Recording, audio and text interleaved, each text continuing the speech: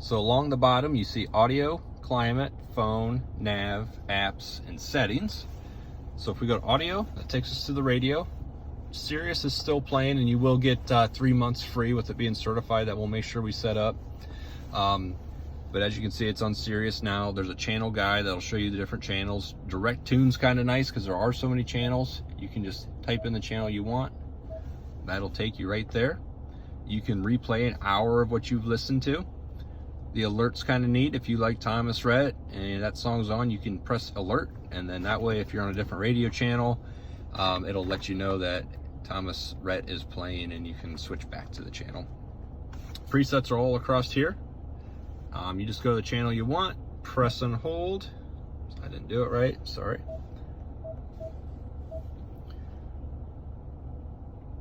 Press and hold until it flashes, and that'll save right there for you.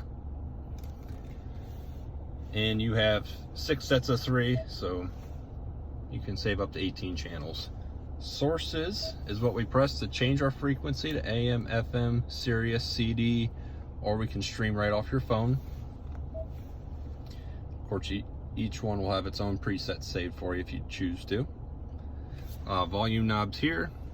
You can tune here still, and you can seek as well. You can also hit source here to change your frequencies too.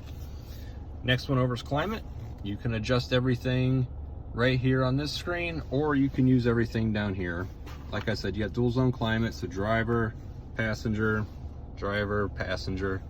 This adjusts the heat or air to flow where you want it to. Rear defrost, recirculate the air, fan speeds there. You can turn the dual on or off if you're the only one in the car. So that's pretty simple. I think you were pretty good with your phone. I see you're saved in there. We'll get rid of Tom's. I'll show you how to do that. We go to our settings, Bluetooth, view devices, and we are going to remove. So we'll just leave yours in there. And we'll go over that a little bit more once you're in here. It'll be easier to show you with your phone actually paired up. Nav is the next section. Again, always brings your current location up. We can zoom in and out of the screen. It's actually a pinch to zoom too if you want to do it that way.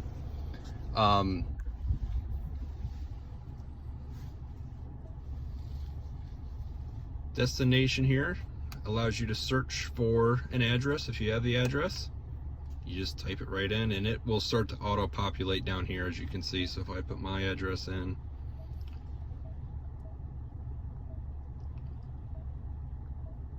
see, it's the first one right there. Just press that and it's ready to go by hitting start. You can also look at previous destinations. We can save home, work, you can save favorites. Everything across the bottom here are points of interest or POIs. Really neat if you're traveling. It'll bring up what's around you. So if we hit food, there's everything that's close to me here in Worcester: LTAP, Dairy Queen, Domino's, Greenbrier. Kind of cool too if you want to make a reservation. Click the name and their phone number pops right up as well.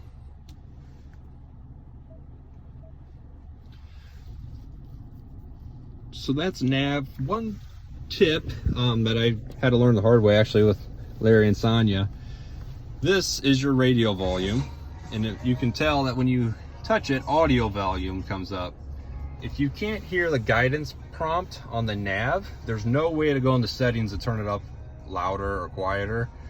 So you have to time it just right when she starts talking to turn the volume up and down, and that will say prompt volume instead of audio volume.